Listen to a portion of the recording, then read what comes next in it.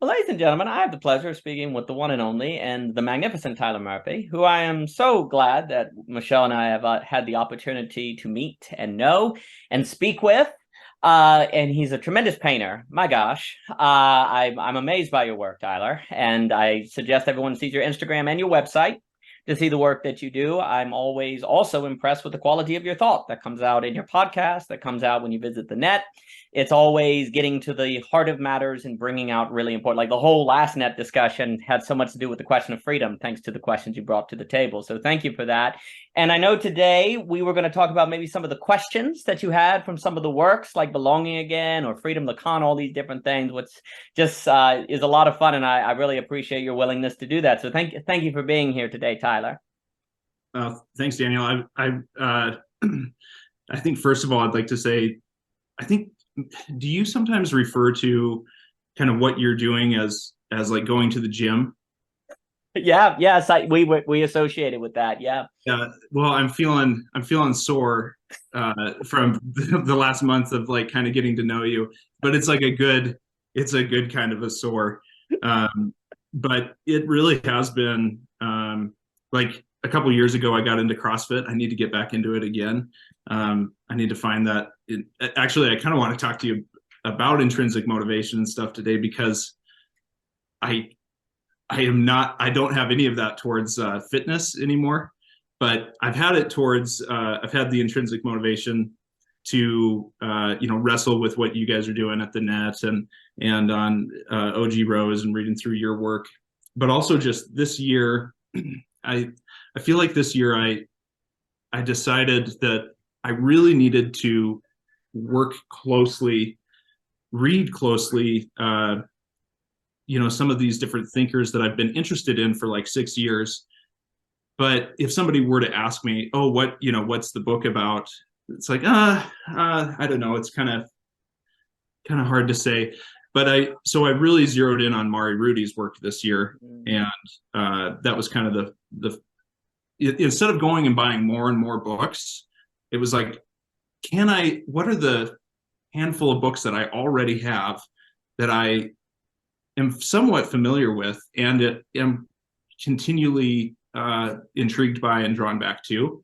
So I feel like Mari Rudy's in there, Todd McGowan, Peter Rollins, and now your book, Belonging Again, but also just everything that you guys are doing with OG Rose. It's like you're one of the 10 thinkers that I'm kind of revolving around, and so it's just been it's kind of been like drinking from a fire hose, um, and it reminds me of kind of those first couple weeks of going to CrossFit, and everything's kind of new. You're sort of unfamiliar with the movements, but if you stick to it, eventually I start to go, oh, okay, so I'm starting to pick up the language that these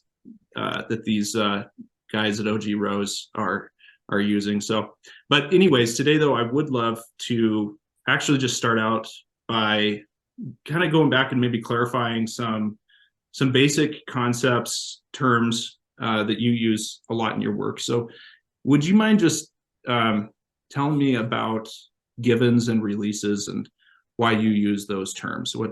Yeah. That's an excellent question. And first off, I appreciate everything you said.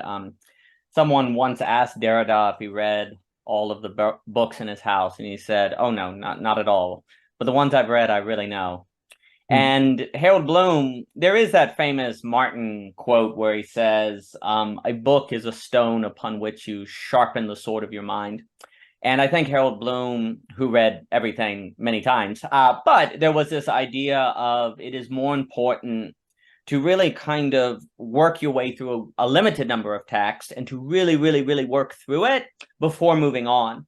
Because there actually is a funny way. This sounds so strange, but it's actually really hard to learn how to read.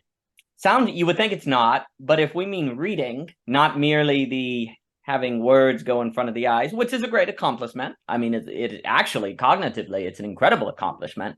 But there's also a form of reading that requires a certain sort of meditating in and being in. letting it wash over you, letting yourself actually have no idea what's going on, but being okay with having no idea what's going on, and then sticking your head up in the current, letting it run over you, knock you back down, then come back out. And there's a certain, like you say, exercise in that. I think you could look traditionally, one could associate Jewish culture with this sort of dialogue and wrestling with the Torah and going back, and that's your interpretation, this is mine, and the interpretation never ends. I think that really learning to read requires something like that, like this sort of going back and fighting with the uncertainty. But then I think actually reading becomes something like CrossFit, because you have to have the muscles and the training to fight the resistance and to go with it. And a hope of, frankly, the design of the net, which you have brought out, is that there's this no idea what's going on, have no idea what's going to happen, who knows what's going to say. Okay, but let's go and let's try to say something, even if we don't know what we're going to say. Let us see the topics. And I actually think that that kind of thinking, I think when philosophy is too much in the business, frankly, of just being ideas you've memorized that you can recite, as opposed to this ability to improvise in a way, to speak to the unknown, then it can't have the gymnastic or CrossFit structure that actually I think you require for philosophy to be a means of self-defense, from tyranny, for it to be a means of seeing wonder in the world, for it to be a means of adding something engaging during a conversation with friends, to not be boring. Like, philosophy is this kind of improvisational ability, is, I think, the height of philosophy. And I think you see that in Socrates. I think you see that in the sort of dialogues, just coming up on the street, going through. But the problem is, we then read Socrates, and we talk about the Socratic method, but not the Socratic embodiment. And we forget that Socrates is embodied in the asking of the question. He's facing things live and he's going through it. And I think method must become embodiment. And if it becomes embodiment, though, it's something like a gem. And that is a sort of difficulty. And the thing is, with the givens and releases distinctions, there's a way to say, so the sociological understanding of a given is something that you don't even think about it as a given. If, let's say, the example you could say is you were born in 1830 America. Let's say you're born in Pennsylvania. Well, everyone's Christian. And in fact, Christian's not a choice. It just is given. It's like an axiom. Another way to think about it is an axiom. And because it is a given, it can be existentially stabilizing. It can be, you know the background, you know the rules of the game. You know what constitutes vice. You know what constitutes virtue. And in a way, what's tricky with language here is it's not even that you know that's a virtue. It just kind of is a virtue because it's given. And it's you could connect it with Heidegger's thrownness. You're thrown into something and it's given. And in that givenness, there's an existential stability because you know how the world works. You know the metaphor. And it's not merely pragmatism, though. It's like the horizon by which you interpret things. You know, this is a vice. You can interpret someone doing this as a vice. It's the horizon. It's given. Now, of course, in a given hermeneutic, there are given actions that correspond with the hermeneutic, but it's not also just reducible to a mere utilitarianism. It's an entire world. It's worlding. It's the, I think it's Charles Taylor who talks about the social imagination. It is the social imagination according to which society is itself and constituted. So it's actually philosophical embodiment. It constitutes your embodiment in the world and your organization in the world. But you didn't have to consciously embody yourself. You just did embody the Christian worldview. It just was there. And as a little note, today we have to choose and force ourselves to embody it, where before we just did. And that's part of why things today have this different kind of flavor, but more on that later. So you have to do things like the net and learn to read and so on and so forth, but more on that later. The risk of a given, though, is that if it's given that Christianity is true, then it's given that everyone who doesn't believe it is wrong and false and maybe brainwashed and maybe even evil. It's also given that whatever the preacher says is the word of God, and you shouldn't question it because you are questioning the word of God. It's not that you may be questioning the word of God. It's much more direct. Now, of course, there's in Protestantism interpretational difference, but there is still some sort of notion of speaking from the Bible. The Bible then becomes the given, right? But then, of course, the Bible's actually interpreted. But the issue is, in given, you don't interpret. That's what everyone else does. You just read, right? So givenness also turns interpretation into quote-unquote reading, and everyone else just interprets. But that's, of course, not actually what occurs. Releases in one way can be a very good thing, because you're freed from that given condition that can prove tyranny and closed-minded. You're freed from thinking of the world as necessarily Christian. You come to understand that, wait a minute, I could have been a Christian, I could have been a Hindu, I could have been an atheist, and other people have different worldviews. And it's not because they're stupid, it's not because they're irrational, but because they were in a different condition that then gave rise to a different givenness. So there's a way in which a release is the realization that a given is a given, that it's even there. And then you become, it's a meta move in a way. It's where you see that the condition that you are in is one that is not objective. That doesn't mean it's wrong necessarily, but it is not objective. It is conditional. With that comes freedom. You're now free. You can now choose different options. But with freedom comes terror. With freedom comes existential instability.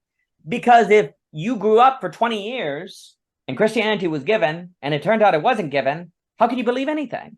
How can you trust anything? How can you be at risk of falling into that again? And how do you make a choice to do X and not Y?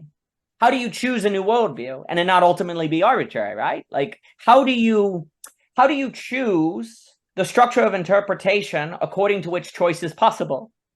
Like, what is that? It's a choice that seems unintelligible to choose the framework in which choice is given meaning. And you find yourself having to do that.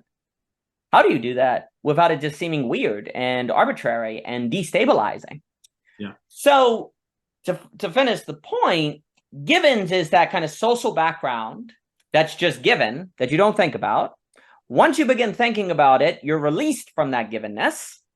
And in that very act, you gain freedom. But with that freedom, you gain a existential dread. You gain possible nihilism. You gain a certain lostness.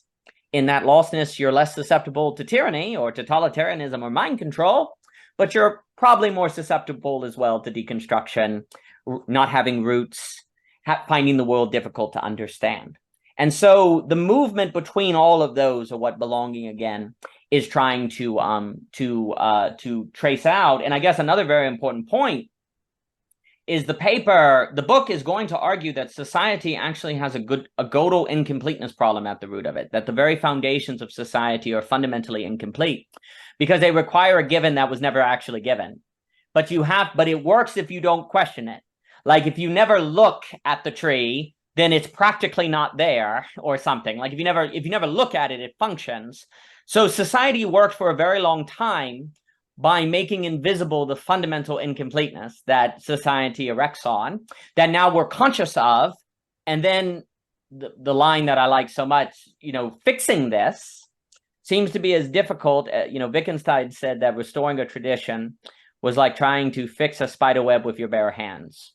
And we find ourselves in a situation where it seems to be something similar, but maybe not. But that's what the book is trying to explain and point ahead toward. I love all that. I love the spider web thing, and I feel like, so not that I need to go into this, but like I did go through some kind of a release a couple years ago, from a release from basically a fundamentalist modality that I was in, and things like psychoanalysis and now your work have been so helpful in helping me to give language to that experience. And I just recorded a conversation on the movie Barbie with a couple friends, and my friend Elise in that, she said, I had my Barbie moment when somebody sat me down and explained who John Darby was, and how the Christianity that she had been given was actually so much resting upon John Darby's interpretation of Revelation. Now, I'm not super familiar with John Darby and all of that, although I am interested in looking into it, because I kind of feel like actually that was at work in the background, in the givens of my upbringing as well. But anyways, I think I want to talk to you a little bit about, I want to ask the question of what has happened when we undergo a release. Do you have any thoughts on that? That's an excellent question. Um, First off, I think one of the key ways that people actually experience, say, in Christianity, for example, is the experience of release, is this moment where they go, wait a minute, I wasn't reading the Bible, I was interpreting it. I always was interpreting it. See, that's the thing. Like, once a given is released, it turns out it was never given. It was always chosen and conditioned. Likewise, there's this weird moment where one day you go, wait a minute, and you may say you interpret, everyone interprets the Bible, but there's a day where it kind of sinks into an emotional place. Yeah. That's the moment. There's something about release that's emotional. Like, one of the big, like, freedom is not really free if all you mean by that is a kind of legal freedom. Like, you're legally free to, I don't know, have dessert. You're legally free to eat dessert before dinner if you want. There's a lot of things that are legally free. And I think one of the reasons we don't understand these like Philip Reeve, the book Philip Reeve, Peter Berber, all these different people, and we don't really understand generally the psychoanalytical notion of freedom. Obviously, Lacan, McGowan, Zizek was talking on it recently, but you can go to Eric Fromm, for all these different people, because we think of freedom only as legal freedom. You either are free by the law to do X, Y, and Z, or there's a big brother. Well, that is a form of freedom, but it's a very non-emotional, very usually not. I mean, if there's literally a law that says you can't leave your house, you'll feel it. But generally, you don't really feel that kind of freedom. And it's kind of it's different because it's structural. It's part of the structure of the society. Release is the feeling of freedom that we often don't actually interpret as freedom, because we're so used to growing up with a feeling of freedom as positive and good, that when we experience freedom in this existential way, we actually interpret not as freedom, but that I did something wrong, that something is wrong, that I need. And then, so actually it instantly, in the experience of it, creates a rationality to go back to entrapment, in that it discloses a logic of withdrawal back into the trap. But here's the thing. Once the givens are gone, you can't do that. And now you feel trapped in the feeling. And then then you get all the social pathologies and so on and so forth, which, for all of these different thinkers looks like going to a strong man, us versus them dynamics, tribalism that has this violent structure to it, and so on and so forth. But release, definitely a lot. Science Mike, Gunger, they had a program, and it escapes me, where they talked about deconstruction, the Christian deconstruction. And I enjoyed them for a number of years. I haven't listened to them for a while, but they were important. And they'll talk about releases as deconstruction.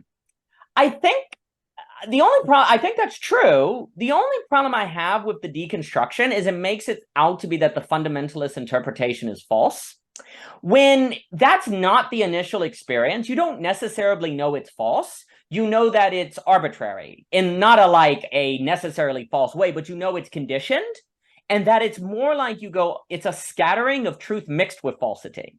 This is the key thing. You go, wait a minute, like, worldviews are this mixture of true and false things. Like, the most Christian fundamentalist on planet Earth is not 100% wrong, right? There's obviously maybe even 70% of it is true. It's just that they're right in an orthodox sense, but the 30% that's wrong changes everything, right? And so for me, the problem with talking about the experience of release as deconstruction is it puts it too much linguistically on the side of the thing you are in kind of falls apart. In a sense, it does. Its hold on you falls apart. That's what they mean. But really, the experience of release is actually often accompanied by, if you get through it and you don't just kind of sink into the nihilism, a sense of complexity, actually. Deep complexity, and actually humility. So let me put it this way. Release, let's talk about bad release and good release, if you give me that language for a moment. Most people today in the world have gone through a release because that's the nature of postmodernity. That's the nature of the world today. But the problem is they're actually stuck in a kind of bad release, which is this negative nihilism that Nietzsche talks about. It's a deconstruction where the sun is unchained from the earth, and so on and so forth. Part of the challenge today is almost a kind of good release, which leads you to a place where you see complexity, you have humility, you start to emphasize skills to navigate things. Because bad release is when you're like, well, I'm just not going to interact with anyone who's a fundamentalist ever because they're stupid or something, right? That's kind of the temptation in a way. It's kind of temptation. It's also an understandable temptation because you probably were hurt. You were probably traumatized. You were in different ways. A lot of people have different wounds from these things. But that I don't think is the way. I don't think that's where healing happens. Healing happens actually in this humility road. That is a humble humility, though, is not self-degradation. I think it's difficult to work people through that now. They hear humility and they think doormat. Now, there is some Christian language that speaks of doormat, but actually humility has a lot more to do with a feeling of, I don't know, I'm not sure. And that means I'm open. You don't have to say I'm nothing. If you say you're nothing, you're not open because there's nothing there to be open. So it can't be that, but it's a certain openness to possibility. So I think, to answer the question, and I'll give it back to you, I think release starts off in a negative feeling, very bad, existential freedom. And the hope is to negate, sublate that, to use Hegelian language, into a good release, which is an observation of complexity, an awareness of navigational tools, an awareness that education has a lot more to do with navigating a territory than knowing the right answers, like locating things, locating yourself, like you approach ideas differently. You see them as compasses and maps and tools, not because ideas are just some neo-pragmatist sort of utility from a Richard Rorty or something like that, but that idea, because you can't reduce everything to utility, because the problem with that is what you define as practical is relative to what you think is true, and the question of practicality comes after truth, and how do you arrive at truth unless you use something that's non-practical, right? That's always the problem with pragmatism and utilitarianism. If you define something as useful, there's already a horizon you've assumed, right? So, so that's the problem. You've actually absorbed Richard Rorty didn't want anything to do with capital T truth, but here's the problem. You've actually absorbed an idea of capital T truth in that. You can't avoid it. And honestly, what ends up happening is you just absorb the zeitgeist of the day. You always do. You just, whatever socioeconomic system you're in, you just kind of absorb their values and define those as practical. That's always the problem. But the idea is that you start looking at ideas. We talk about phenomenological pragmatism. You start looking about, how do I use ideas to condition my experience so that I do not fall into being controlled. I also do not fall into the temptation of self-righteousness and anger toward maybe people that have wounded me. And also I learn to navigate myself in a manner that maintains my motivation, because the big challenge, honestly, one of the great challenges, and then I'll give it back to you. I sometimes say that like 3 times before actually giving it back to you, so forgive me about that. Is one of the great challenges of a world that is released is that every single day you can kind of fall into the feeling of what's the point? Like the downcast, the kind of, you could associate it with depression, but that's a strong word that I would hesitate to use because that means a lot of things. But that feeling of no motivation, I think that it feels like modern life or 2023 life is characterized as this always in danger of stepping in the wrong place and what's the point?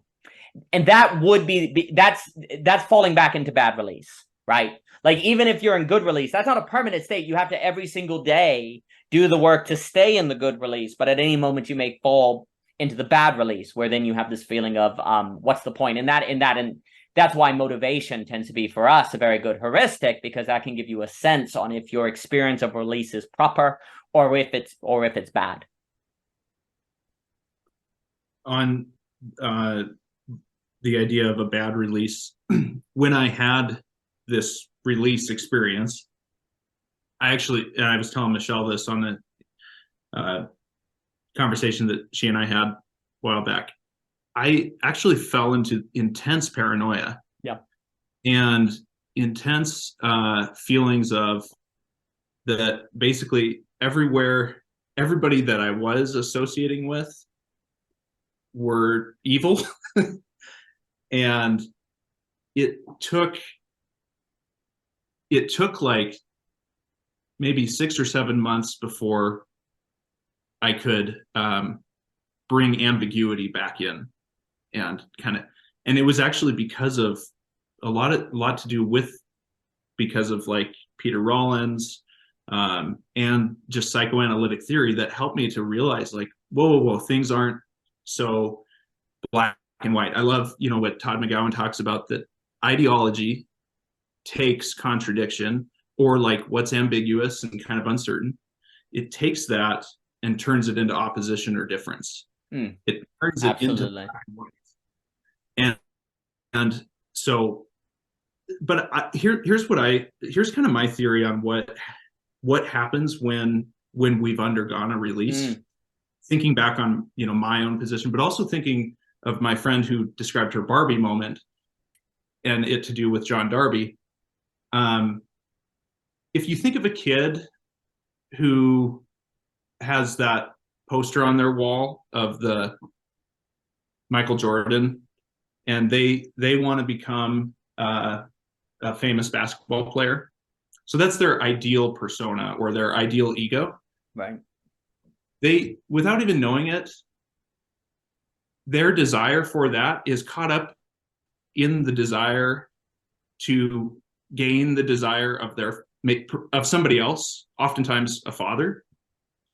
And so actually that father in this scenario is, from what I understand, occupying the position of the ego ideal.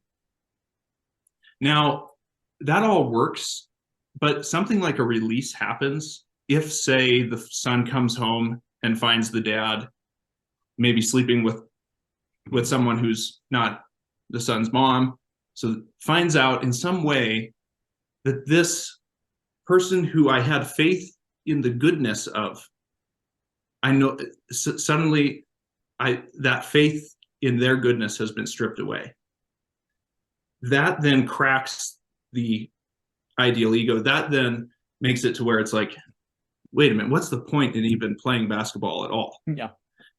And I kind of feel like that is when I encountered several different things that really shook me. What shook me was my faith in the goodness of the givens that I didn't even realize were, just to your point, I didn't even realize that were givens.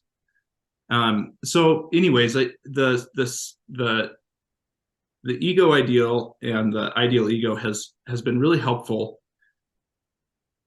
I think that maybe from here, though, I kind of wonder if we could go into talking about C.S. Lewis and the Weight of Glory, because I feel like he starts out this book by talking about that love is the desire to please somebody else. So, or that's a component of it. So if we have lost an ego ideal, like the son has lost his faith in the goodness of the ego ideal, now he no longer wants to please the father. Who then? Now he's in this existential, kind of falling state. But Lewis sort of, it's kind of like, can we put as our ego ideal not our interpretation of God, but actually God? And that's what's kind of been on my mind lately, because he kind of, in our last conversation, you said how Lewis in The Weight of Glory is sounding a heck of a lot like Lacan. And he doesn't ever, of course, talk about lack, but he does talk about longing. And let's see, I wrote down a quote. The books or music in which we thought the beauty was located will betray us if we trust to them. It was not in them, it only came through them. And what came through them was longing. Okay. Sorry, there's a lot in that. Have any thoughts? First off, it does my heart good to see Lacan and C.S. Lewis put in conversation, because I think that is really critical. And frankly, the strength of what some have called the argument from desire found in Lewis is suggested by the fact that to address it, you need all of psychoanalysis. Like the strength of, if you're going to say, well, that's not evidence of God. Okay, well, then what is it? Well, that argument alone suggests, that argument alone suggests that this whole new horizon of thinking about the subject. That's like, isn't it fascinating that a single point actually, in order to address it, may require thousands upon thousands of pages. I think about that all the time. So a few things. One, it's very important to realize that it's actually in the moment of release that also givens are unveiled. Like you said it very well. Like when givens are givens, they're not even givens. They're isness. That's what's very difficult about talking about it, is because the moment you talk about givens, there's a very real sense in which you're not talking about givens because you're thinking about them. That's not how they operate. They operate by not being thought about. That's why they liberate you, and that's why they can be a source of totalitarianism. So the reason why the release experience has a kind of traumatic structure to it is because it's a revelation both of the possibility of release and that the structure of the world is given, not concrete, not is, if you will. So there's like a double move that occurs that is doubly smacking you around. Sorry, say that again. Like when you are released from givens, then givens become givens, not isness, and you realize you can be free from them. So there's a double move that occurs where you both find out that the structure of society was not what you thought it was, and you find out that your relation to society could be different than what it was. So there's a double move that occurs that changes everything, because the structure of everything you trusted is different, and the possibility of having different relations to structures emerges at the same time. So the real deep realization of difference, or conditionality, as I call it, emerges with the recognition of the power or choice of the relation to that condition, both at the same time. And that's freedom. That is freedom. Freedom always brings with it the realization that things are such that you can be free. And then in that also is the realization that you must do something with that freedom. Well, that's a lot of weight all at once from nothing, basically. It's not like you get the weight of one of those realizations and then 5 years when you're ready for the next, you get the other. You get them both at the same time. You structurally must. And that's why it can be such a difficult thing. What Lewis wants to suggest is that when you're, say, putting your ideal in Michael Jordan, what you're really looking forward is for God, and you're confusing the image with the substance, if you will. You're confusing a manifestation of glory with glory. And that's idolatry, basically. That's a form of idolatry. And Lewis is suggesting that the possibility of idolatry suggests that there's something that can be misrepresented. You can't have a misrepresentation unless there's something there that you can represent correctly, is the argument. So the idea is we desire something in eternal, but we desire a quality of life that cannot be found in life. Therefore, since desire tends to only desire things that exist, then there would be reason to think that this quality of life exists. That's the argument from desire, basically. If you desire joy with a capital J, and you go through life and you never find it, well, all other desire you can find. If you're hungry, you can get food because food exists. If you're thirsty, you can get water because water exists. The idea that there's a desire for something that doesn't exist, that's very strange. And C.S. Lewis is like, that's weird. That could be taken as an apologetic argument for God. And also, it goes back to the structure of grace throughout, say, Dante, where the reason you actually have these images is to be gradually brought to the place where you're ready to experience the wholeness of God. Like the reason Dante cannot start at the top of the Paradiso, Beatrix makes this quite clear, is because it would kill him. It would be too much glory. It would destroy him. So God has to use little happinesses, little pleasurable experiences to work you gradually to the place where you're ready for glory. But that requires a process. That requires a lot of work. And Dante is basically suggesting that sin is when you stop too early on the path of desire. Like sin is when you start desiring a thing that's supposed to lead you to the source of desire, which is God, but you stop and say, oh, this is what I want. And that could be a saint. Like, this is why in the Paradiso, when Dante's nearly about to worship some of the saints, like, do not do that. Do not worship the angels. Oh my gosh. You know, the angels are supposed to point to the moment you bow to me, now you're a demon almost, you know, it's like now you're in trouble. And so don't do that, because there's also, I wrote a paper on this one that I never released. There's a very strange, but I think really important verse in the Paradiso where basically the following is said, if you take my word for it, it said, if at this point of the climb up, you looked away from God, you'd actually go to the correlating level of the inferno on that level of depth instantly. Because if you've gotten this high up where you can take this much glory and you look away from the source of glory, then that turns into the negative of a correlating amount of emptiness that will put you on the seventh circle of hell instantly, basically. So it's like the higher you are in the Paradiso, the more critical it is you don't look away from God, because the moment you look away from the source, well, the thing that is the joy or the glory actually turns into its negative, just like that. And that's where it's kind of tied to the fall of Lucifer and different things. And so actually what that would suggest is the better and better, because Lewis is always saying we're not very good at desiring, right? He's like, we're actually not very good at joy. We're not very good at happiness. We actually kind of settle for petty things. Like, we're actually not good at being happy. It takes a lot of work to be someone who can be happy at things that are worthy of happiness. Dante thinks something very similar, but he also warns the better and better capacity you get for true joy, all the more important that you keep your eyes on the true source of that joy in God, or it will turn into its negative. Like, basically only saints can be the worst demons because they have the capacity for that sort of darkness. So all of that is suggested in Lewis. In the notion that longing is pleasing for the other, what's critical, like, is kind of discussed in the Four Loves. It's pleasing for the other that also longs to just please you. So it always has to be communal. The problem is in life, we tend to love and try to be pleasing to the other who takes advantage for us or who has a different idea of what is love.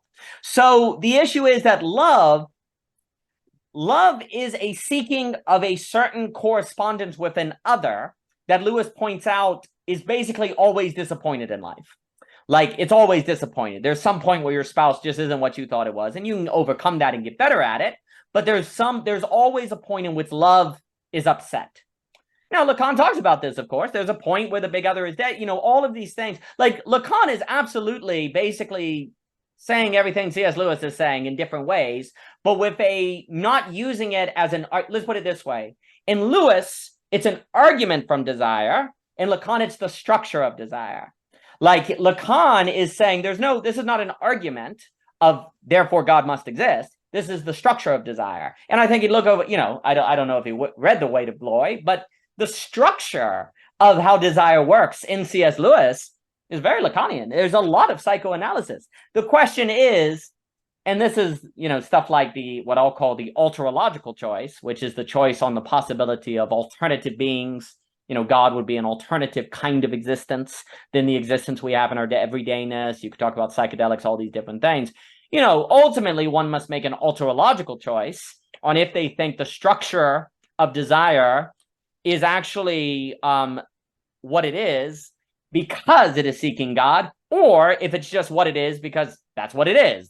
And that gets us into questions of, is there some sort of ontological lack that then the subject is participating in? That might be some Julie rest. Is there a fundamental incompleteness to reality itself? Because that's like the big question with Zizek. Like, Zizek's like quantum mechanics is what you look at. Well, you know, I actually think someone like C.S. Lewis, if he were alive today, he'd look over at all the ideas of ontological lack. And I don't know if he'd be very satisfied. He'd be like, I think okay, sure. That might be where it comes from, but there might be some critiques that are be had of that. But it's, of course, very possible that there's some sort of ontological fundamental lack of reality itself that is not thus because of a missing God, but because it just is as like a circle with the center missing. But that's the Urological choice. You know, one must choose, you know, which way one wants to go with that. But it's, to me, quite fascinating to see C.S. Lewis structurally alongside Lacan, but again, in Lewis, it's an argument from desire. For Lacan, it's a structure of desire, which of course the structure is included in the argument, but for Lacan, the argument is not necessarily included in the structure. So those would be some of the differences that I would say. But the idea of longing in Lewis, basically, yes, love has a longing character to it. And if you place it in anything but God, it's going to fall into the ideal ego problem and all of that. Like, and the very fact that that's what happens for Lewis is evidence that it belongs in God and in God alone. Now, that doesn't mean your spouse can't be like Beatrice leading you to God, right? Like the spouse or your basketball, all of these things can lead you on the path, like in the Paradiso and all of that, but they must lead you on the path. If they do not, there's a problem. So longing always, let's put it this way, the longing must always have an ing. If the ing is gone, you now have idolatry. So long almost. It has to be a continual act, because as long as it's an act, then it's a movement and it still has the possibility of making it to God. The moment it loses the ing, now you've reversed it. You've gone from that level of the Paradiso to its opposite, in a way. Okay. I wanted, when I recently finally went back and read Surprised by Joy, I tried to read that thing so many times, like in my early 20s, and I would just get so bored. Yeah, it's kind of biography sort of thing. Yeah. And actually this time I didn't even read the whole thing. I just skipped I was like, I know there's got to be a point to this somewhere. And actually, if you just read The Way to Glory, he gives you that point without you having to read his whole biography. But one of the things, though, that I grabbed from it, and even from Way to Glory, that I don't know, I hear a lot of people making this point with, because I feel like when people are referencing Surprised by Joy, they're typically, saying these things like, if I have I'm hungry and there's food in the world. My hunger is evidence that I come from a race of creature that finds food. Therefore, if I find a longing in my heart, it points to the existence of God. Is kind of. Now, I think that he does basically make that point. But I think that he makes a more interesting point about the idea that objects have a dialectical relation with the affect that we, and maybe that's just saying the same thing, but so what I think he's saying is that joy, he realized by the end of Surprised by Joy, he gets to a certain point in his life and he looks back on all these experiences of experiencing the affect of joy, and he realizes that they were the effect of an object that had passed, but not any object in the world. So no object that he could point to. So I maybe that's not really shedding any new light on it, but it's something that I just wanted, I feel like there's a deeper level of nuance in what he's saying than the typical kind of argument. No, what you hear from most people is that there's a Jesus-sized hole in your heart, right? What Lewis is saying is it's a ladder. It's like Paradiso, like all of the things along the way were actually left behind traces, like rungs on a ladder of this object that left behind for you to go along the way. So like grace is operating in all of those things. And the reason Lewis is big on this is because then you should be like you should be a Puritan, basically. Like if all these things are going to upset you and they're actually just false and the real thing you want is Jesus, then don't have a good time, don't have parties, don't like create anything. You can't have a resurrection doctrine. Basically, resurrection is where everything is seen as part of the effect of that joy or that movement of grace. Like the other key image in the Paradiso is he's at the top and he looks behind him, to see, because, God said it's not looking away from God, it's doing in the movement. And he sees that all the levels of Paradiso are actually now flat, like a circle, and they were actually all in operation in all of them at the same time, but it's only from the top that you could see that they were all there. So it's like it's very much tied, like, one, at the end of the Chronicles of Narnia, it's this idea that we were always in New Narnia, we just had to go deeper, we didn't realize it. Likewise, he has that idea that if you end up in heaven one day, you'll realize you were always in heaven. If you end up in hell one day, you realize you were always in hell. There's a reaching back in time effect, right? And so by not seeing the latter effect that he's talking about, which then means you need to live in the world well to move toward the joy, then you get a Puritan structure, which is like everything is bad. Actually, everything but Jesus distracts you from Jesus. Like wine distracts you from Jesus because you enjoy it. Well, you have a Jesus hole in your heart that you're looking for, and now you're trying to fill it with wine. Shame on you. Lewis would be like, no. If Lewis doesn't point you to Jesus, you're not drinking wine right. That's what he would say. He would be like, if you to Jesus, sorry, like if wine doesn't point to the festival at the end of history, then you're not actually even drinking wine in a way. You're just putting it in your mouth and sloshing it around. Like you're not actually doing wine correctly unless it points to or positions itself as an effect of the joy of this thing that's already moved beyond, because now you are seeing the movement beyond it and you're looking in that direction. Like that's where for him it's so big. He's like, we don't even do joy right. We don't even do pleasure right. Like the problem is not that we do pleasure and it takes us away from the thing that will ultimately find us pleasure in Jesus. He's like, if we did pleasure right, it would actually lead us to Jesus. And that's why he's defending culture and defending reading and defending having a good time, because he actually thinks, this is the great irony. He's like, actually, if you do what you think is holy and give up wine and give up party and give up friendship in the name of Jesus, that will precisely be the act that makes you incapable of finding Jesus. Because Jesus is found on climbing the ladder of the gifts he's given you toward him. Now, there's the risk of idolatry along the way, but that's a risk you must take. Lewis wants to, you must take that risk. If you say, well, I'm not going to take the risk because I'm going to assure my holiness by not playing with any of these things that could tempt me with the world, Lewis is like, that's not an option. If you take that option, you lost. And that's what he's trying to argue. And I think he's correct. I think he's completely correct. So I absolutely agree that Lewis is not merely suggesting there's a Jesus hole in your heart that only Jesus can fill. He's suggesting there is a ladder that you need to climb. And there is no option not to climb the ladder. It is not holy to stay and say, I won't climb that ladder because it's risky. I might fall off. It's like, well, then you're at the bottom. You're in hell. You must climb the ladder. You must take the risk. If you don't, you can't make it. You can't make it to the source of that desire. You can't make it to Jesus. Okay. Well, I want to talk a little bit about things like becoming childlike and leisure versus laziness and sloth. One of the sayings that I remember seeing a meme sometime in the last year or two that made me laugh, that said, don't be a people pleaser. No one should be pleased with you.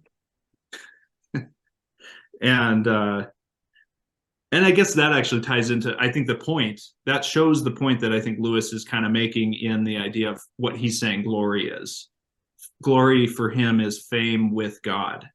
And so that there's something right and good about the desire to please God.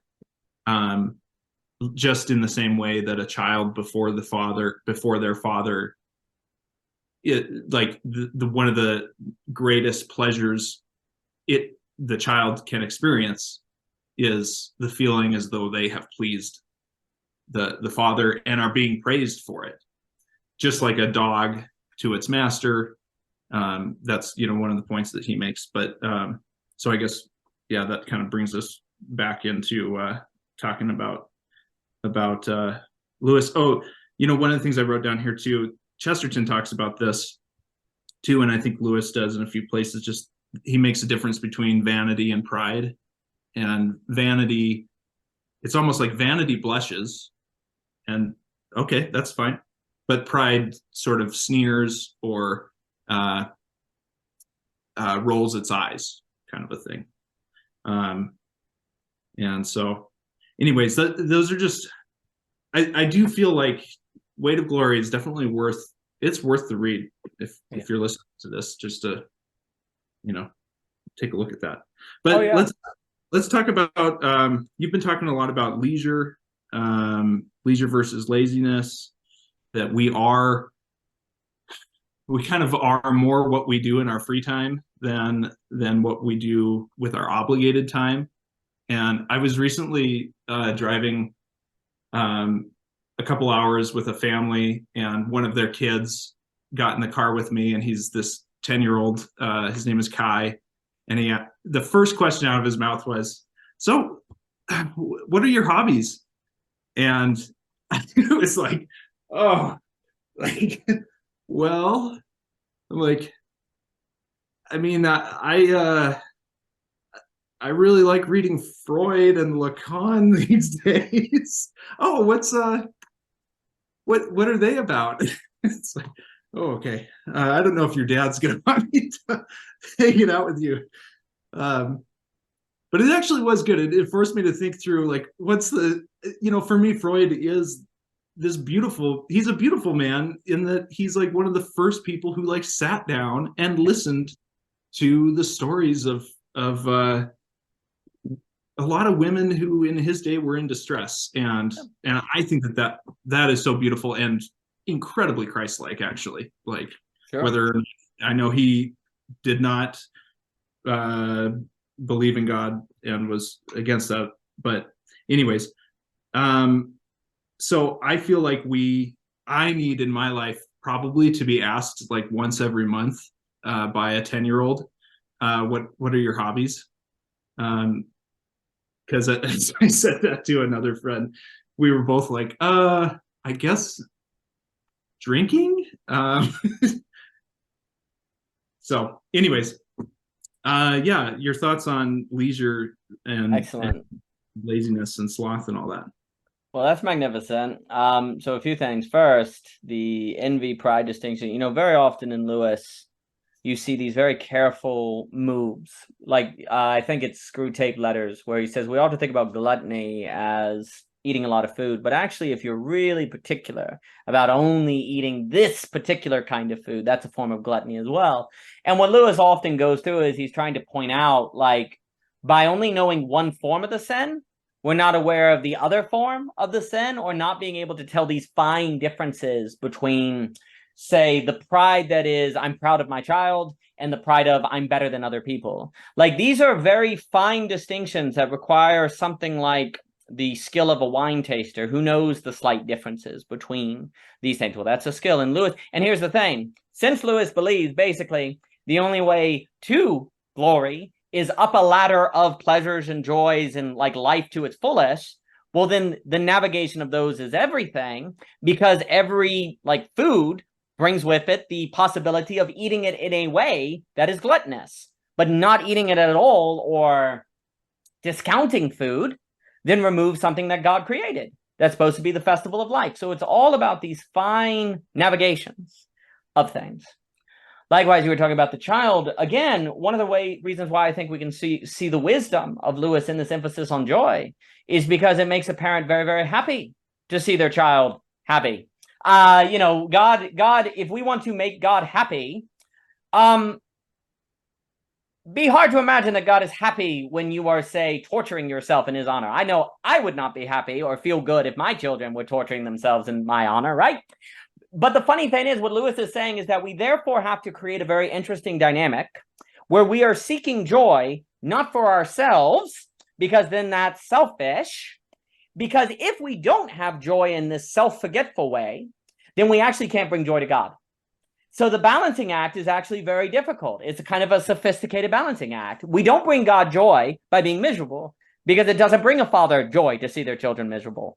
At the same time, I can tell you that it doesn't make me happy as a father to see my children enjoying something that's bad for them or that lessens them, and actually something they're not lost in. What you're looking for as a father is a quality of happiness and joy in the children that definitely seems like play and lost in self-forgetful flow. There's really very little more that brings joy, in my opinion, to me at least as a father, than seeing your children in a flow state.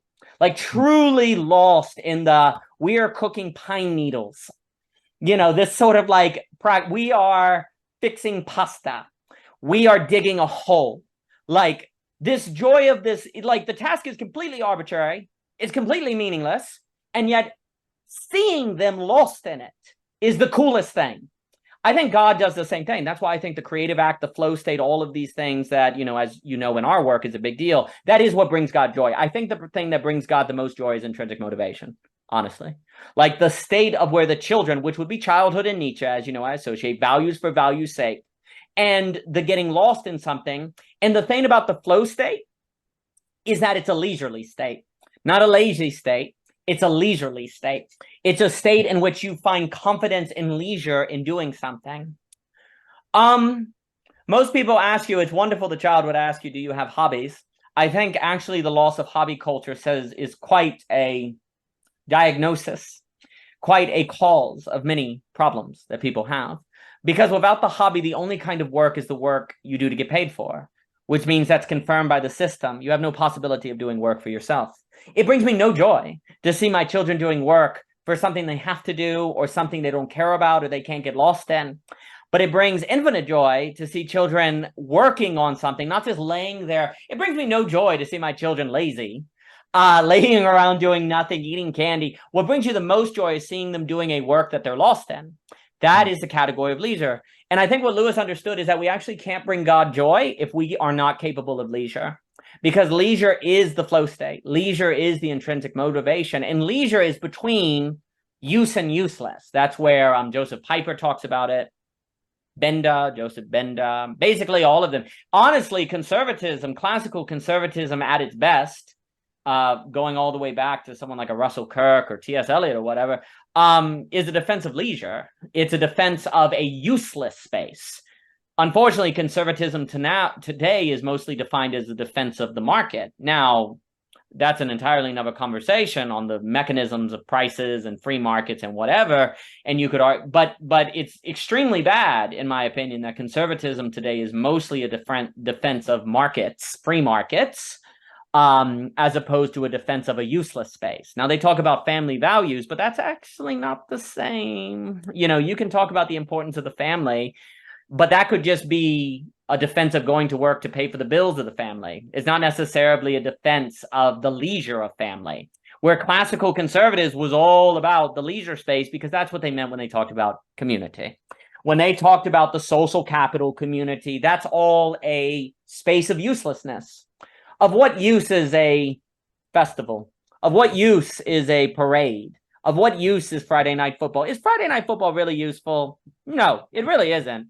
And yet it's everything. The whole community is so excited about it. They go to the diner, everyone's talking about it. That useless thing, a thing that's probably not going to get anyone a job unless there just happens to be one of these NFL stars. This thing is actually incredibly important for the lifeblood of the community. All of these little things. What's a holiday? Is a holiday useful? Not really. And because we can't think uselessness, Christmas is now mostly buying things, right? Presents and gifts, and everyone says, no, it's not, it's about family. Yeah, but you actually can't think that. You actually, without the category of useless in the way that the classic conservatives are defending, you actually can't think being with family in a non-exchange, commoditized way. Right? Because being with family means what? Watching TV together. Well, that means consumption is there. Like truly being with family requires leisure. It requires the ability to do a work together, which things like hobbies pointed to, which communal projects pointed to, which storytelling pointed to, for goodness sakes, which oration and true conversation. All of these things are the things of leisure. C.S. Lewis is absolutely trying to make a world where saying leisure is holy. In fact, maybe nothing else is. And work is for Lewis, he's like, work in the sense of toil, like doing a job, is a result of the fall now that we have to do to create spaces of leisure. But if that work's not being done to create spaces of leisure, it's really bad, because then there's no redemption for toil. Toil cannot be, if toil ends up creating a space of leisure, then you could say it retrospectively becomes work, if you want to make a work and toil distinction, because there's actually work in the Garden of Eden, not toil. Toil is the punishment of the fall. Work Adam has responsibilities. He's supposed to take care of the animals. They have the garden. So there actually is work in Eden. There's just not toil. Toil is work that is not for the right end, or it is something that didn't have to be the case. So by having a 9 to 5 go in service of leisure, you can make it work. But if not, it's toil. And then if you have a society that can't think leisure, the only kind of work is toil. The only kind of 9 to 5 is toil. And Lewis is like, that's a world that's damned. It's actually not able to climb the ladder to God, because leisure is the space. Leisure, where God sees his children lost in something of that level of the joy of existence itself. What is God? God creates existence so that we find joy in existence. And if we're not doing that, then it's like, well, what was the, God's like, well, why did I create anything? You know, what is it, right? In a kind of funny way. So Lewis creates a grammar, a language to understand where a defense of leisure, that leisure is sacred, that leisure is actually arguably the only way to God. But leisure comes with the risk of falling into hedonism or destroying leisure with work. There's all sorts of risks. Maintaining a space of leisure is incredibly difficult. But if we don't, there's no way to climb that ladder that Dante or Lewis is talking about. And then the only options are work or lazy. And then, of course, that's in service of turning us all into machines, because no one wants to be lazy. So everyone then works the 9 to 5, and then everyone's stuck in toil. And that would be a fallen world, really. That would be a world almost at the point of the total depravity, where for C.S. Lewis, the problem of the man in despair, for Kierkegaard, the problem of the man in despair is they don't even know they're in despair. And when you lose leisure, that's what happens to your society. It's in despair, and it doesn't even know it's in despair. And I think that's why a defense of leisure is so important. And again, classical economists, classical conservatives tended to be quite good on that. But it's been a very long time since we've had a Russell Kirk, and Scruton was good on it, but he's passed, but we don't have that defense anymore. And there were also classical liberals that did it as well. This is not a one or the other side, but we don't even have a rhetoric for it anymore. And as a result, I think it's much more difficult to understand someone like C.S. Lewis. Yeah, and there's a really great video that Roger Scruton did for the BBC on YouTube called Why Beauty Matters. So yep. If you haven't ever listened to that, definitely check that out. Let me think here. I had some. Oh yeah. So you also talked about how because we don't understand leisure anymore, that often when we retire, within a couple of years, people go back to a job because they don't, well, you said because they actually don't know how to create community. And so in my 20s, when I had my gallery and stuff, maybe that's all it was. I feel like, I mean, definitely COVID took something out of us and took something out of me, took something out of the town that I live in. It used to be like I could create community with my eyes closed. It felt like. So it was something that I intuitively just kind of knew how to do. Lately, maybe it's partly just getting older and being single, as friends of mine move on into married and having kids, kind of a state of life. But I'm just curious if you have any thoughts on how I or one might go about creating community these days. Like, how did I do that back in the day, Daniel?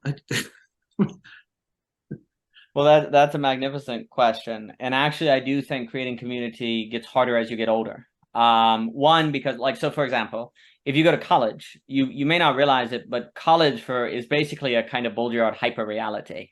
Like logistical problems are almost automatically taken care of. You know where food's going to be. You know where to travel to. A lot of things are given. They're just provided for you.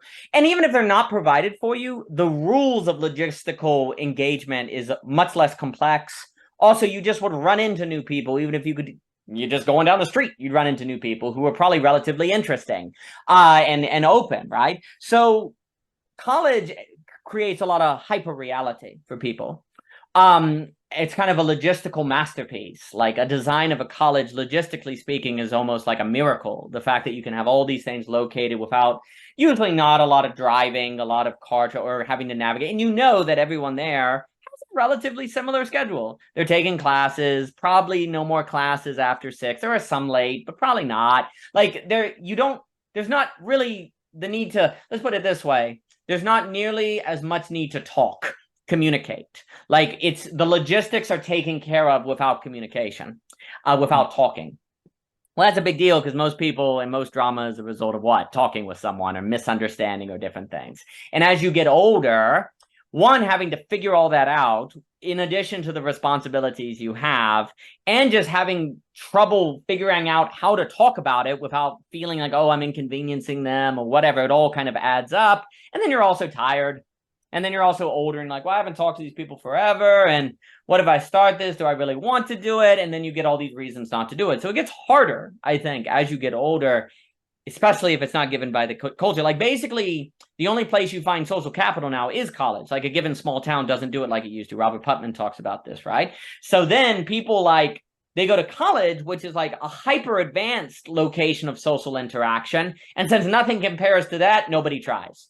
And then actually all they do is try to go to college or point to college as the best 4 years of your life. And I think that's such a terrible statement. Like, oh, that was the best. Those are going to be the best 4 years of your life. Like, what a death. Like, what a horrible thing to say. Like, why were they? You know, is that really like it's a horrible thing. It's really very, very you're really discouraging. You should not say that to people. Sure, they were good years, but best years, that's very dangerous. Anyway, I think creating community has a lot to do. So first off, I think arts and creativity, like art galleries, Unoya, this is kind of special in that you're creating a space for people to do their hobbies or to do their interest that doesn't pre-exist. So there's something that's offered by it that's unique. A lot of communities were like bowling clubs, putt-putt golf, breakfast clubs. They like have a thing that brings people together, but it's not merely about that thing. It's also the laughter in the bowling. So a shared interest tends to be important for a community. One of the reasons why we're making a mistake to assume, we say, oh, but we all work together. We all work at Goldman Sachs, therefore we have a shared interest, therefore we have a community. Here's the problem. That shared interest always has the uncertainty of if you're only doing it because you must to get paid. But if it's bowling, oh, well, then you must really like it. So there's a higher chance that the foundation is a reflection of the people. Whereas at work, it may not be. They might just be, they may just be nice to you because they know they have to see you tomorrow. And you can argue there's a virtue. There's actually a good argument to be made that just the happenstance interactions in the market have a civilizing factor. Dietrich McCloskey speaks about this. So it's better than nothing. But if you want that deep community, you have to have a shared interest that you have really, really good reason to believe the people there truly believe in that interest. Mm-hmm. And the arts tend to make that possible. Bowling alleys tend to make that possible, stuff like this. So an art gallery is a good example. So one, having a community around, I actually think you can go a long way to building a community around a particular shared interest or skill. You have the Toastmaster series. You have, our community gathers every Thursday night at 5 p.m. to learn how to tell stories. Well, then people are like, that's a skill I want. These are people who have, and all of the people here have chosen to follow that skill. Then there's a higher likelihood I have some sort of shared relatability to it. So that's a good. And the other massive key is if you want a place to feel like community, then it has to feel like a home. And what is a home? A home is a place where the door is always open. It is always there. It's there for you. You don't have to wonder. You just have it. Well, you can't have the bowling alley open all the time, of course. So how do you get around that? I think the key is consistency. Like at the same time, same day, same place, everyone's here. So so the other reason why that's big is because it gets rid of all the logistical uncertainty, which is a cognitive load. If sometimes you do it on Monday, sometimes you do it on Tuesday, then it's a cognitive load. People can't keep up. And then you have to market the schedule and people are confused. But that would require at least one person or two people to be at that place doing that thing every day forever. basically. That's usually too much for people. And they're also like, well, I don't know if I want to make that community. And there's also a risk, though, if you offload it too much. Every now and then you could say, well, this week I'm traveling, but you can't do it often. And also if you say, oh, I'm going to take 3 weeks off, the magic can be gone. So why does, like, one of the reasons church functions as church is because you know what's happening on Sunday, or there's a certain regularity to it that feels like people are gathered there. It's a reliability to it. So the other thing you have to have with community is reliability. Now, if you live in the art gallery, that's given because you're there and the door is open. But if you don't live there, or if it's something that has to be more coordinated, regularity, same time, same place, around a given skill or a commonality, that then at the same time is open. Okay, we're all here to learn to tell stories, but the kind of story you tell, don't know. Maybe it's science fiction, maybe it's folklore, maybe it's fantasy. How long it is, that's up to you. And then also, you have to have an environment of people of whom makes the person who told the story feel like they're engaged with and that the people care. After they tell the story, if they're just looking at their phones, then I'm hurt, because if they're not able to ask questions that show they actually heard what I said, they're hurt. And so on and so forth. So those would be some of the first things I would say. Now, there are other tricks. There are other ways to go about it. Like, so if it's a building and you walk in and you have photographs of the events that have happened in the building that people can see, then they have a sense of the story and the history instantly. Like, if you walk into a home and you never see any family photos, it's kind of weird. Like, it feels like, well, that's weird. Why aren't there any family photos? You expect to see something on the fridge, right? So likewise, if you walk into a space to have some sort of way of creating the family photo effect, that can be a big deal. It can also be a big deal that your front door in the spring, if it's a building, you keep the door open. Like, it's literally open. So anyone from the street corner can see it's not locked. And an open door tends to be an image that people associate with walk on in, even if you can't. So having like a sign that says open, like, there can be a mistake at like an art place or whatever to have one of those like open signs you see at a business, because then they feel like it's a business. But if you instead have a board outside, like the foldable boards that says open, or the door is just open, that feels more alive and organic.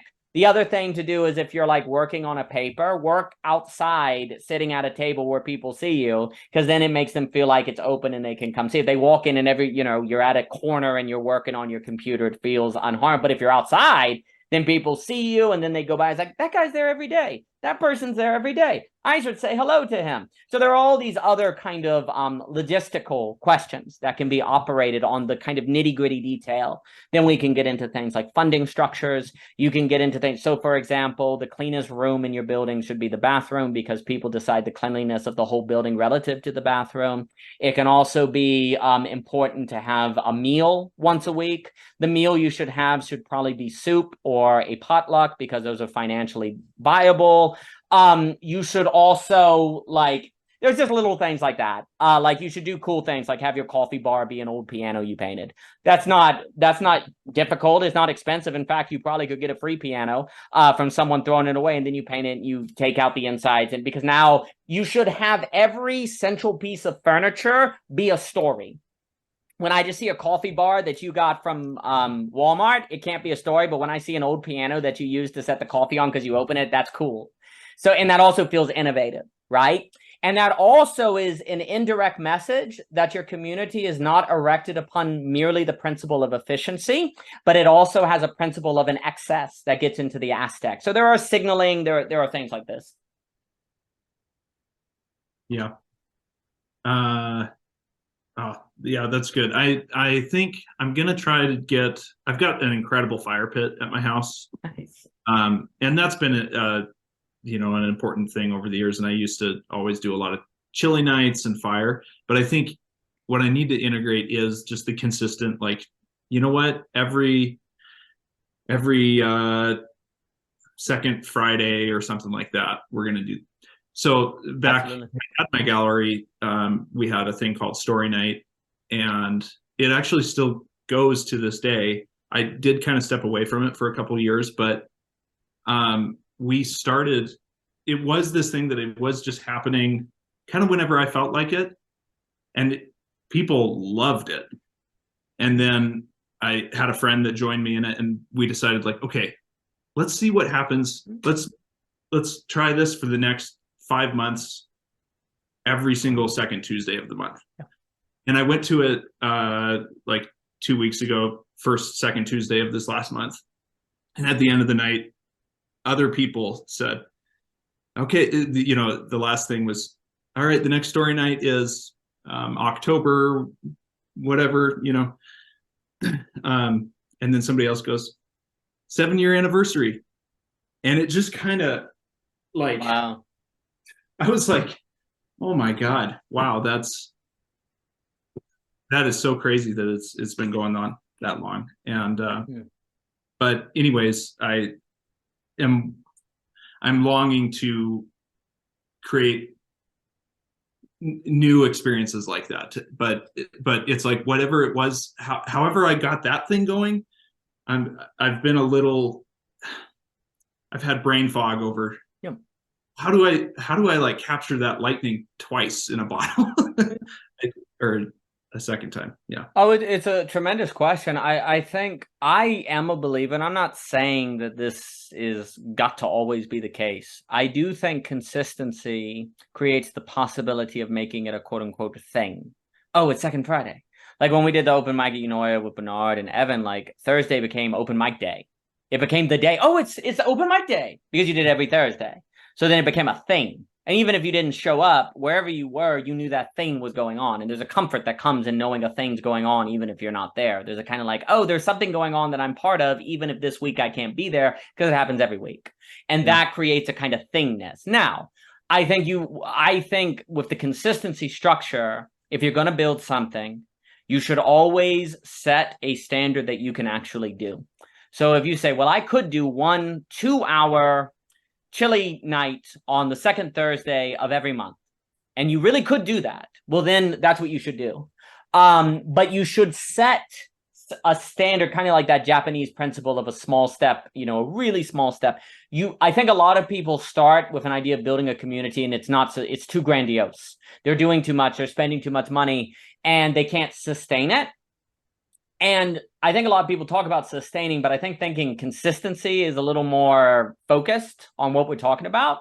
Because when you make it consistent, rather it be the first Friday or the second, or whatever, then it can become a thing. It has to become a thing in order to create the community event. Like the difference, like community, like what's the difference between going to the bowling alley and it just being a fun afternoon versus a thing? Well, the consistency, because consistency creates a feeling of story. And when you have a feeling of story, then you have a feeling of tradition and history. Oh, those were the things Givens provided. Oh, those were the things, Givens and sociology. Those are what we had in the past that we're losing. Like Givens were consistent. And so today, if there's a sense in which we need to return to something like that without the totalitarian aspects, then we have to create the conditions of which make possible something like the experience of Givens. And one of the things that to me seems to be key to that is consistency, because it's going to be there. It's just there. It's not in flux. It's there. It's happening. But that requires the sacrifice of somebody doing it. That requires the sacrifice of making it happen and committing to it. But basically, hey, if there's too much flux, if there's too much change, if there's too much uncertainty, well, what other way do you deal with that than commitment? Like, what other way is there to say, we are doing this, like speaking out of the void? Okay, we are doing this every Friday at 3 p.m. from 3 to 4. If you can be there, great. If not, great. But that's going to occur. And suddenly God isn't dead. Suddenly the earth is not unchained from the earth. Now there is an intelligibility, because we know every Friday from 3 to 4 we're eating chili. There's intelligibility there. And also it's a kind of protest against a world where the only things allowed are use and pragmatism, because we're doing that and there's no economic value. It's an act of protest that is creation, that isn't deconstructive. We are now making something that can be a thing. And I do think that capacity is within every human being, but I think like a lot of people put a lot of stock on resources for a community. Oh, we need a lot of resources. We need a lot of cool new computers or cool new. No, you don't. What you need is that consistency. Consistency is the main thing that makes a thing. Like you could have innovative drum night where everyone brings a drum, but it can't be an actual drum. You have to make a drum out of something else. And we do that every, or it's innovative instrument night. We do it every second Thursday or something. Okay, that's amazing. People find it so cool. I don't see people bragging online very much about how their event was around the newest Apple computer. They're online showing you these cool things where they they found 100 ways to cook with mushrooms or something, right? Like, did we need all of the innovative people put way too much stock on that. The consistency, the place, that's a big deal. That's a big deal. Because then it can become a thing. But then the key is that you design it around something that's sustainable. And it's not foolish to be very wise and think about what you want that to be, because as soon as you start it, you do need to commit to it if you want it to become a community. So it's not a bad thing to take a month, take two. Don't rush into something. Think about it. And then once you've decided, yes, this is what I think in this community, or this is what I want to do. This is, something I want to do because I believe in a community around this shared thing. Well, then commit to it and make it happen. And here's the other thing too, I'll say. A lot of people go, oh, but consistency would be so much work. If we did it once a month, every month, we'd have to do all these different things. I've actually experienced from a marketing, business, logistics standpoint that the inconsistent is more difficult. You think it would be the exact opposite, but it's actually, the thing is, consistency then creates a culture of it taking care of itself. And people know when it is. You don't have to market as much. You don't have to reach. You don't have to remind people. People start bringing the resources because they know what it's going to be. People volunteer to do. We did meals every Thursday. So the other thing too is consistency actually reduces burden. A lot of people think that it increases. It actually reduces it because it reduces uncertainty. It reduces cognitive load. And when people can kind of rely on something, then it's easier for everyone to pitch in because they know how to pitch in. It becomes easier to have potlucks or kind of communal efforts. Like a lot of people today, and then I'll give it back to you. And I know we're coming up on late. This has been such a delightful conversation. I never would know where the time goes. And I'd love any more questions, please. But it's a lot of people want to have communal efforts, or it's we don't want a leadership team. We just want it to kind of happen like a garden. They talk about emergence and all these different things. I don't think you can have an emergent community without consistency. Consistency is the space in which it's the given structure in which the unpredictable can occur and have self-organization. Benito Roy talks about self-organization. To me, self-organization requires a consistency. So if you want less top-down, because if it's not consistent, someone has to take charge of when it's going to be, when it's going to market, what it's going to look like, and so on and so forth. There has to be a consistent person or people, but that's different from saying a leader. A consistent presence that then the self-organization can kind of rely on or kind of circle around is not the same as someone giving commands. But the only way to get around the problem of top-down being overbearing is consistency. Because then it's the environment itself that provides the power, if you will, the power organization. It's Thursday at 3. We're having freaking chili. So the other thing is consistency, I think, helps deal with the leadership problem and increases the probability of self-organization. I love that. And yeah, thank you for, putting together the net. That's kind of your consistent thing that is creating this really cool community. I'm curious, do you have other things that I don't know about that, people, I'm curious if you have other consistent, things, communities that you've helped to foster that are happening regularly. Well, that's beautiful. I mean, the main thing Michelle and I did from 2008 to 2014 when we lived in Charlottesville was Eunoia, which is Greek for beautiful thinking. We had an open mic every single Thursday, and Evan Hansen was there, and Bernard Hankins and Jessica. I can think of all these extraordinary people and the artists of Charlottesville. So we had that for years and years, and we had things like Bluegrass would come and do practice on Tuesday nights. Bernard and I did classes every Tuesday on different philosophical. We did hip hop versus modern poetry conversations. We did stained glass, which was getting into aesthetic theology. So we did these things, which was super cool. And then I was always there on the porch opening up. So Eunoia was a really wonderful example of all that. And we do things on the farm as well, where you have a particular day of the month where you have a certain gathering. You have certain people come at certain times. But things hey, I will say this, a lot of people trying to figure out how to see their family more or different things. If you just tell your family, hey, every first Sunday, of the month at 5 o'clock, we have a meal, come if you can, come if you can't, then there's always a kind of structure. These are also things you can use in your family if you're trying to figure out, oh, we don't get enough along. Well, you're never forcing people to come, but they know it's the first of the month. So, okay, the door's open. They know you're reaching out to them. And just knowing that people are reaching out to one another, even if they can't make it, is very powerful. So different things like that. The main thing right now is the net. We try to do the consistent OG. We actually, I guess another example is we do the chat in the OG Rose conversations every Friday. And that's been cool because the same people come and we talk. That consistency element. And then every week we try to consistently do the same kind of structure with the books, with the postings and different things. But the net is the main thing. And thank you for being so kind to speak of it. Yeah. All right. Well, that's been, getting to be your friend has been one of the most fun, useless things in my life these days. So thanks for that. Well, thank you, Tyler. I appreciate it very much. Well, I've enjoyed this conversation. Do you any final questions, any final thoughts? Not to jump. I actually will have to unfortunately start getting ready for work in about 10 or so minutes, but I've really enjoyed this. Me too. I would love to, I got to go watch Oppenheimer. Nice. Yes. I'd love to, maybe be able to talk with you about that sometime. Absolutely. And Barbie, did you watch Barbie? I have not, but it seems like I need you if there's a Barbie moment or something, like a deconstruction. Yeah. It is. I immediately started writing an essay on it, and I just recorded a little conversation too. Oh gosh, I'll have to. Wow.